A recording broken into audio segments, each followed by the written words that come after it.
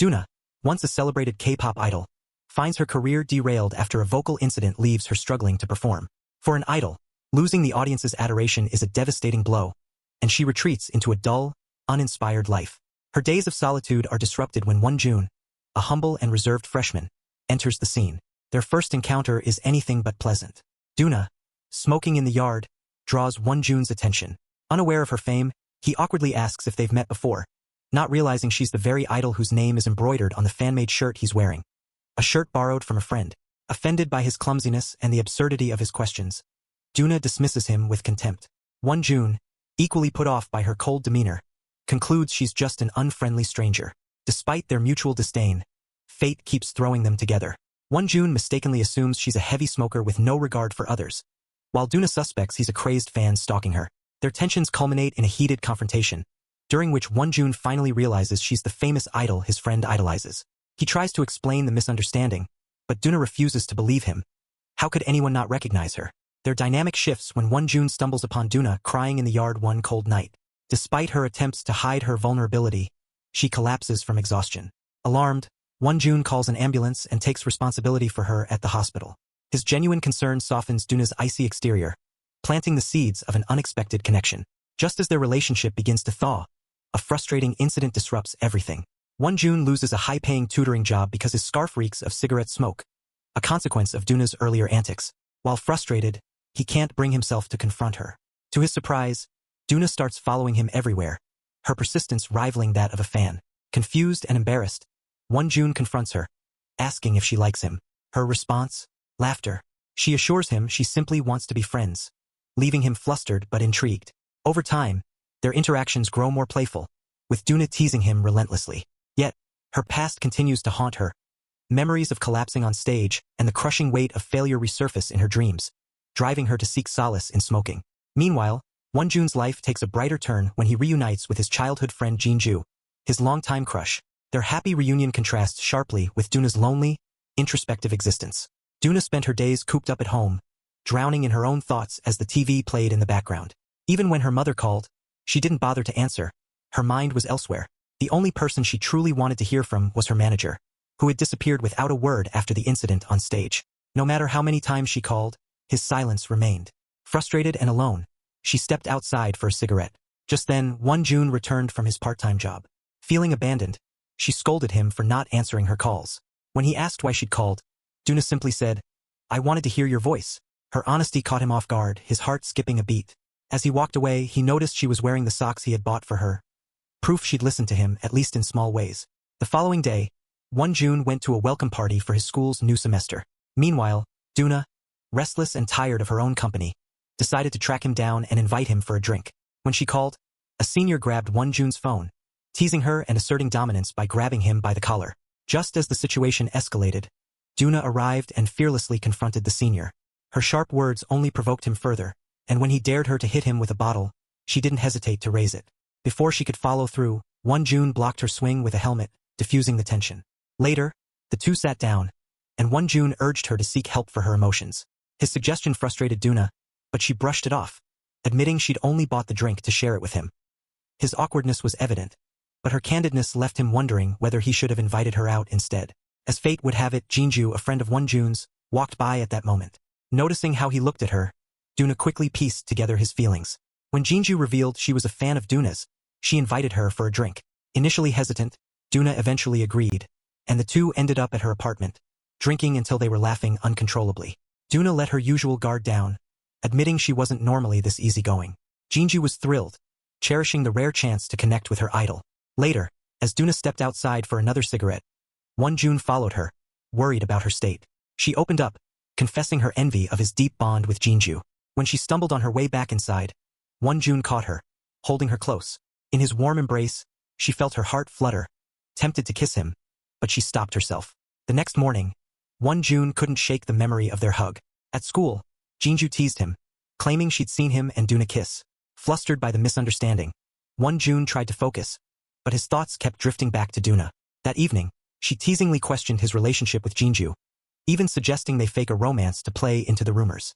Annoyed, Wonjun told her she spoke too freely without thinking of others' feelings. Unbeknownst to him, Duna only felt comfortable being unfiltered around him, a stark contrast to her life as an idol, where she constantly suppressed her true self. Hurt by his words, she stormed off. Hoping to make amends, June later brought her food under the guise of having leftovers. She shamelessly devoured the meal, her carefree attitude making him smile. Afterward, they went for a walk, and June cautiously asked why she'd stopped singing. Doona replied casually, saying she'd quit because she simply couldn't sing anymore. The two played a claw machine, and as Doona's face lit up with joy, June found himself captivated. When she mentioned it was her birthday, he revealed he'd unknowingly made her seaweed soup, a traditional birthday dish, earlier. Touched by his kindness, Doona encouraged him to confess his feelings to Jeonju. She suggested a bold, intimate approach, leaning in to demonstrate. Amused, June immediately tried her tactic on her, leaning in close to wish her a heartfelt, happy birthday. Stunned by his sudden move, Doona was left speechless. That evening, Doona discovered a gift box on her table. Thinking it might be from her manager, she dashed outside barefoot, but her search for the sender ended in disappointment. Meanwhile, June, inspired by Doona's advice, called Jeonju to clarify that there was nothing between him and Doona. Jeonju's relieved response gave him hope. The next day, he asked Doona what Jeonju's reaction might mean. She playfully speculated that Jeonju probably liked him too or was just glad Doona wasn't involved with him. When he dismissed the idea of Jeonju liking him, Doona reassured him, saying, "You're amazing. Why wouldn't she like you? Even I like you." Emboldened, June invited Jeonju to see the cherry blossoms, and she eagerly accepted. On his way home, he decided to check on Doona. To his surprise, he found her locked in the bathroom, panicked. Hearing his voice, she signaled for help. He broke down the door, and Doona immediately hugged him, trembling. Sensing her fear, he held her close, offering comfort.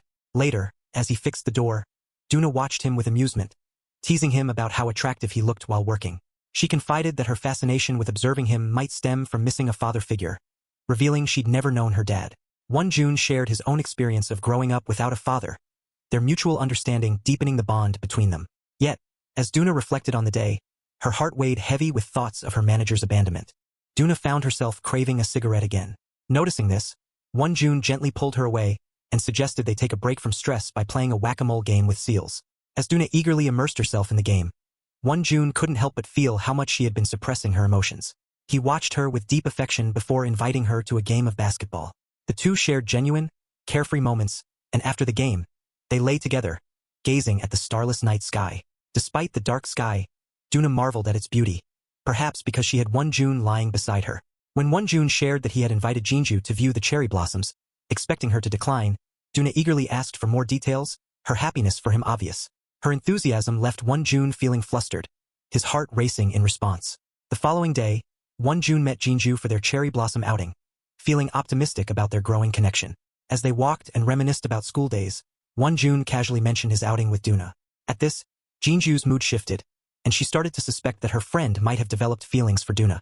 The air between them became tense, and soon, the previously clear sky turned dark and rainy.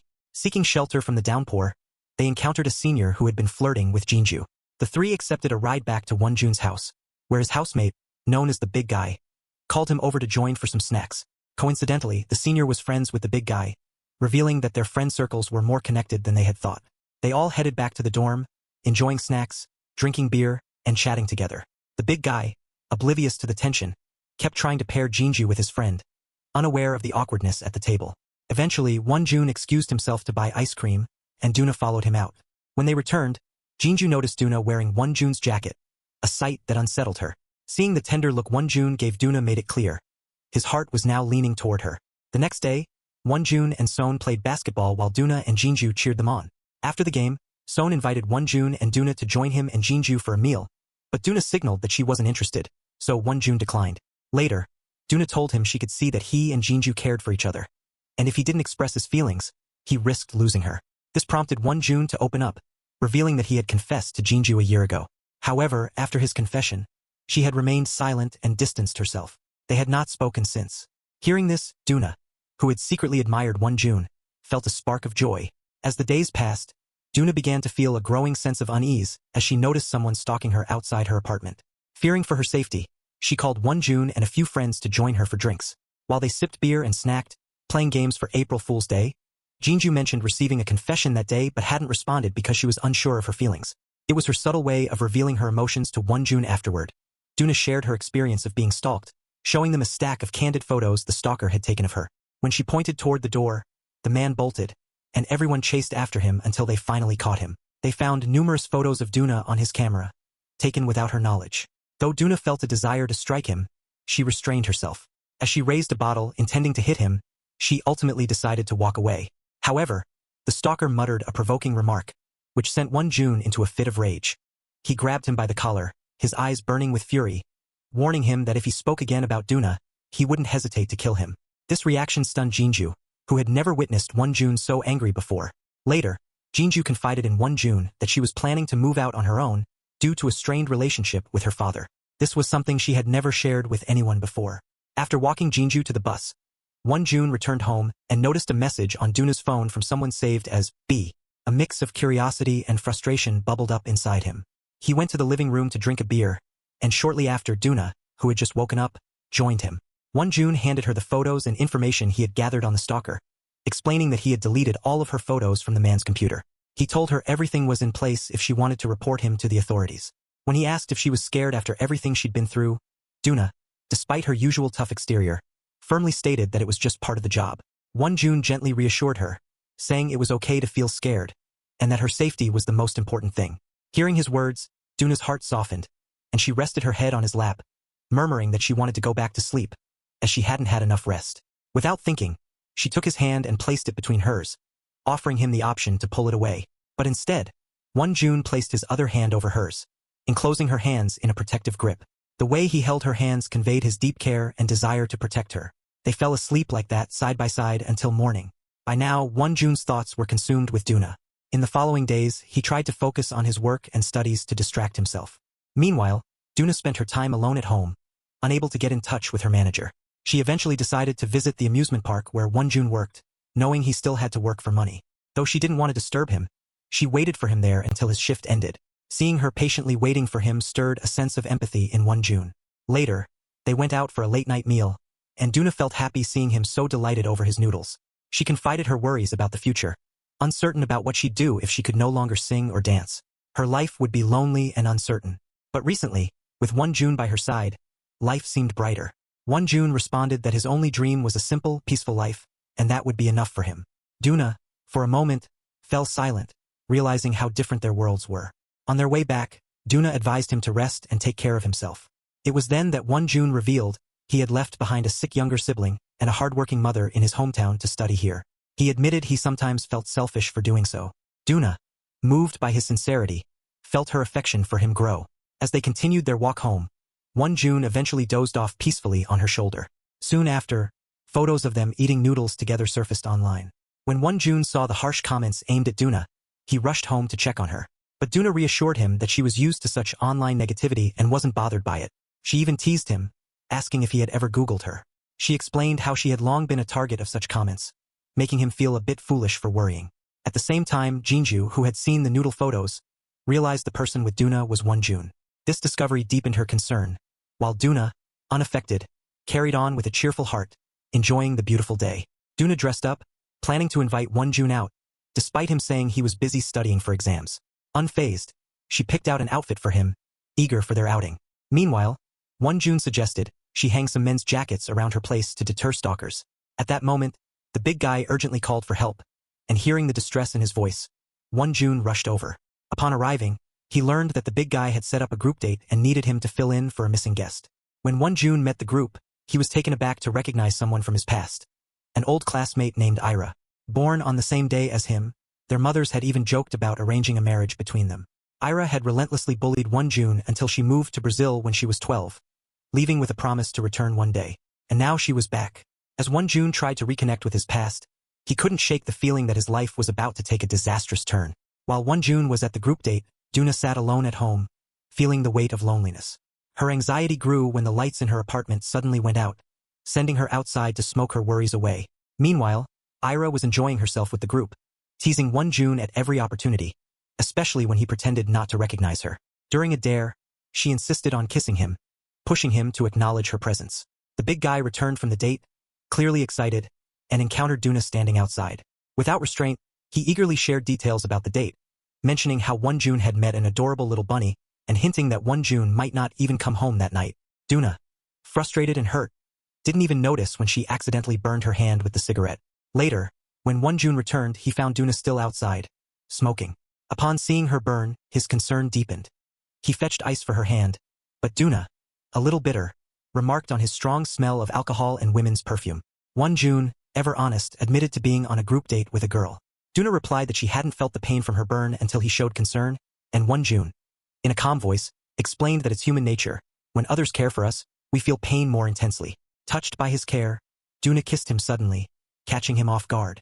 For a moment, Wonjun froze, processing the unexpected gesture before gently pushing her away.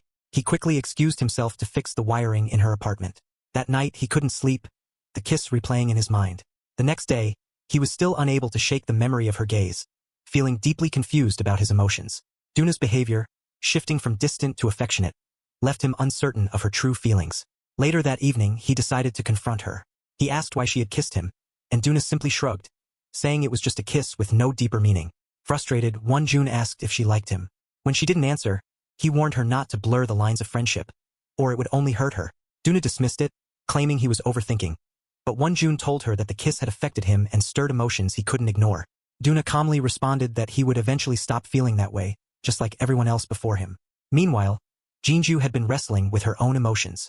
After a period of reflection, she decided to live independently, distancing herself from her family. She turned down Son's confession and arranged to meet Wonjun, intending to express her feelings. However, by this time, Wonjun had come to view her as just a close friend, leaving Jinju heartbroken. The next day, the housemates gathered to welcome a new member, none other than Ira, arriving in an impressive car. The big guy introduced her as the new tenant renting the room with Duna. Moments later, Jinju also arrived, invited by Duna to stay over. When Wonjun saw Ira, he was immediately alarmed. His unease only deepened when he saw Jinju walk in shortly after. He knew that his peaceful life was about to be upended. As Ira began to settle in, she asked Wonjun about Duna, but he could offer little insight. The three girls, Ira, Jinju, and Duna, celebrated their new companionship with drinks. As Duna watched her two housemates bond over conversation, jealousy stirred in her. She stepped outside for some air, and Jinju followed. Jinju confessed that she had come to stay nearby to be closer to Wonjun, hoping to sort out her feelings for him. She also revealed that she had already confessed to him and was waiting for his response.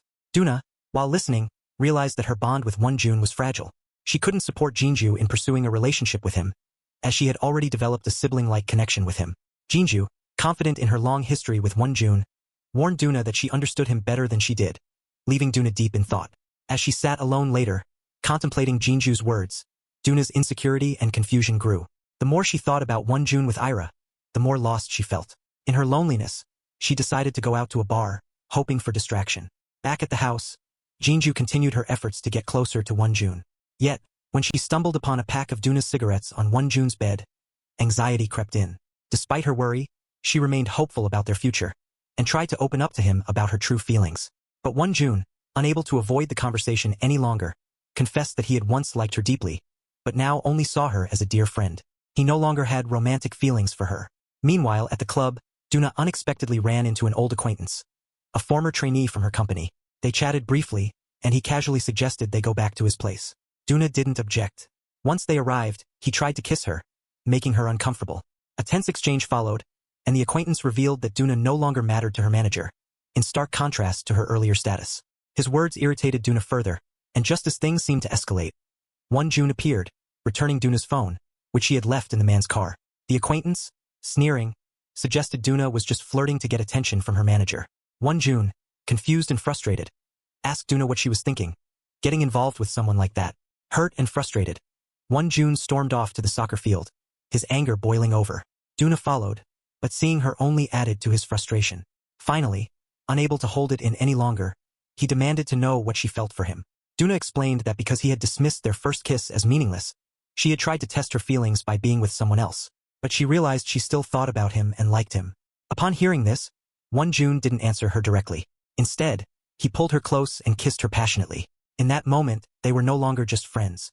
Later, when Wonjun visited his family, he learned more about Duna's painful past. He discovered that she had been a victim of online harassment and had faced significant struggles growing up.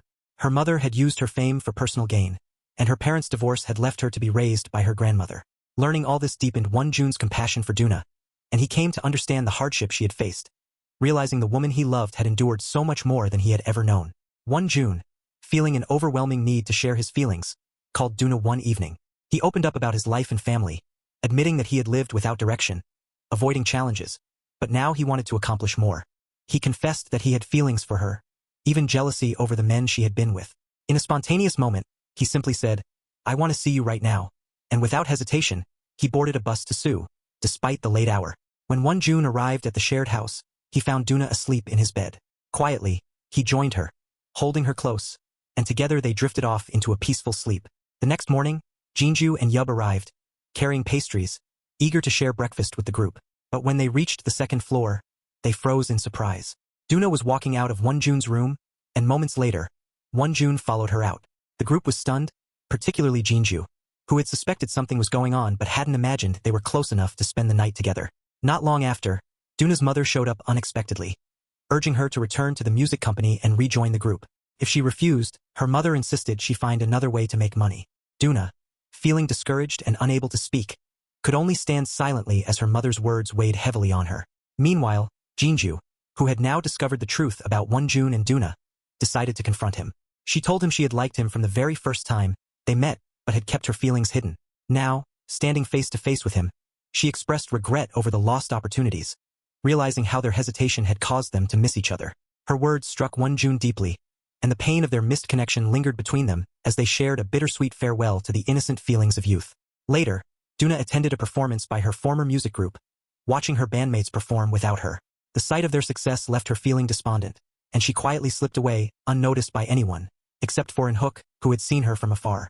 As night fell, Won-jun became increasingly worried as Duna still hadn't returned. He waited outside, calling her repeatedly, but her phone remained unanswered, filling him with anxiety.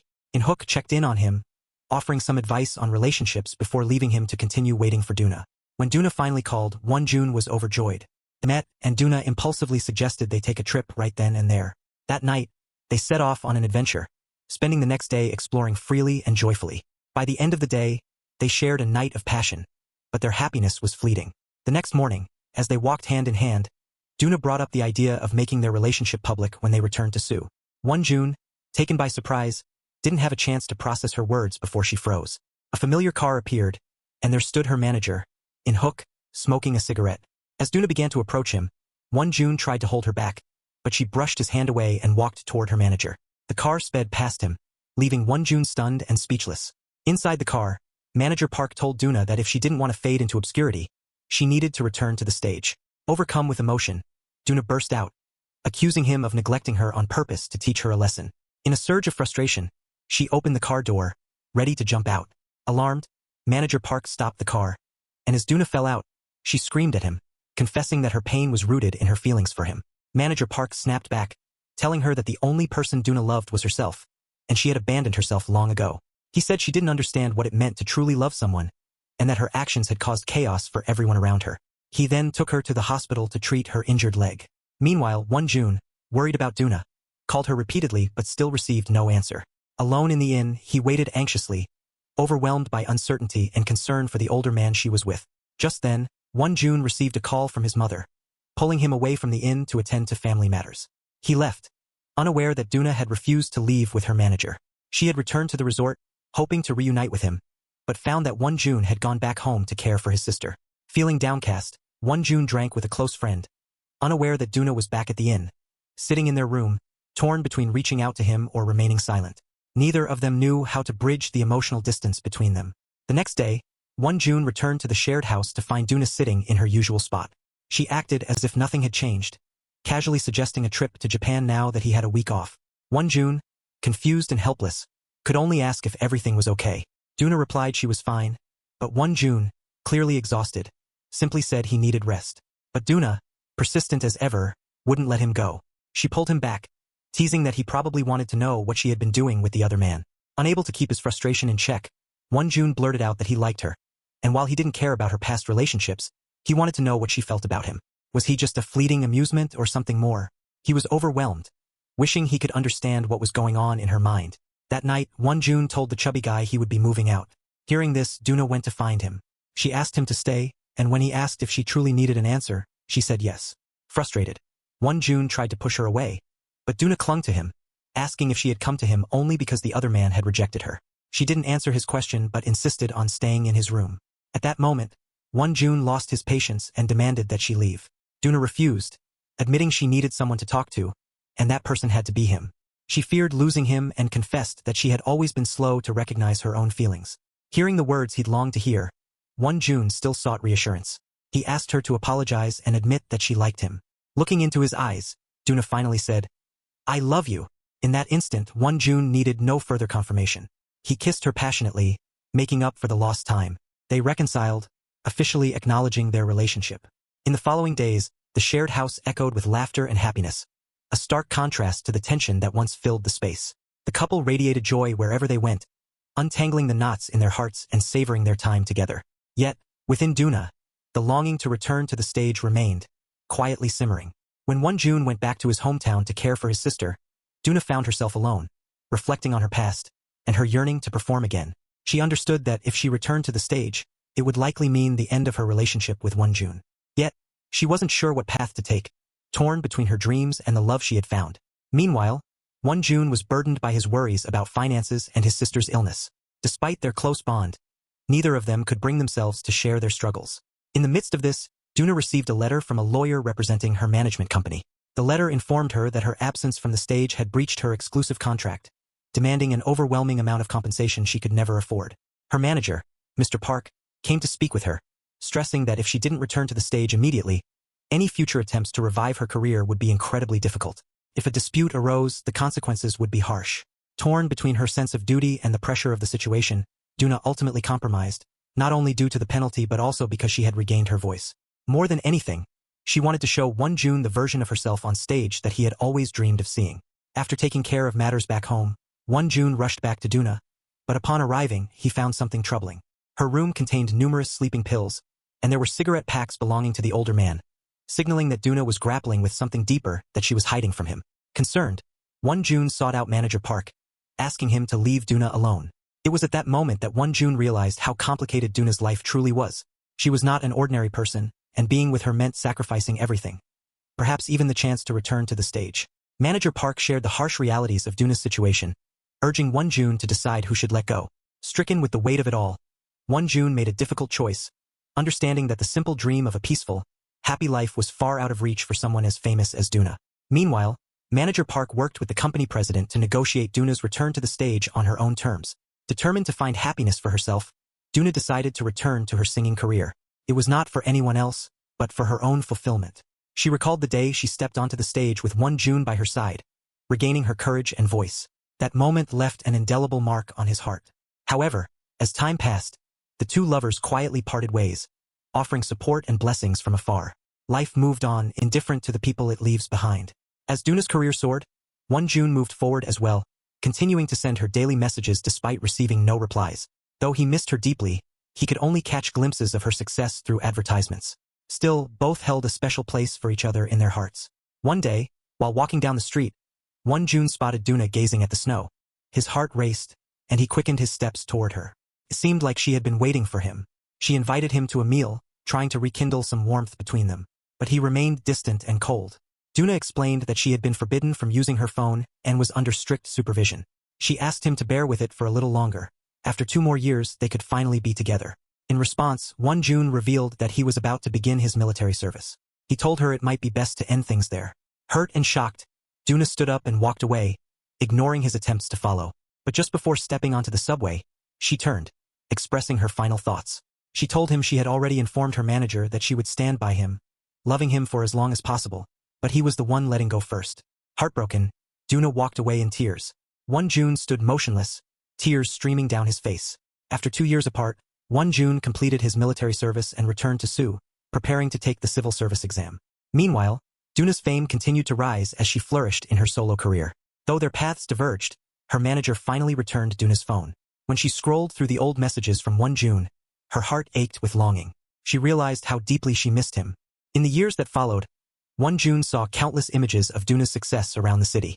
Though he was genuinely happy for her, he couldn't ignore the feelings still lingering in his heart. At a reunion with old friends, Duna unexpectedly appeared.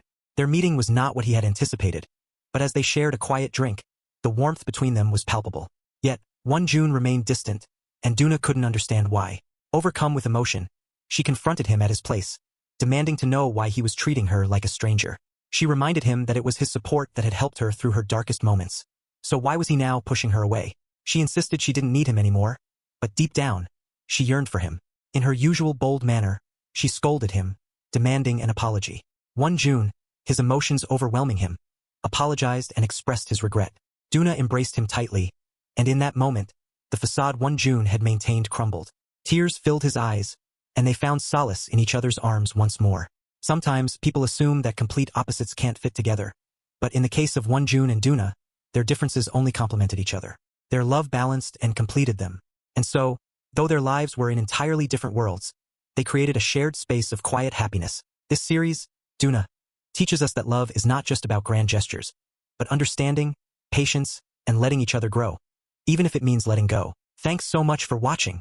You're amazing, and we'd love for you to stick around. Hit subscribe and let's dive into more great stories.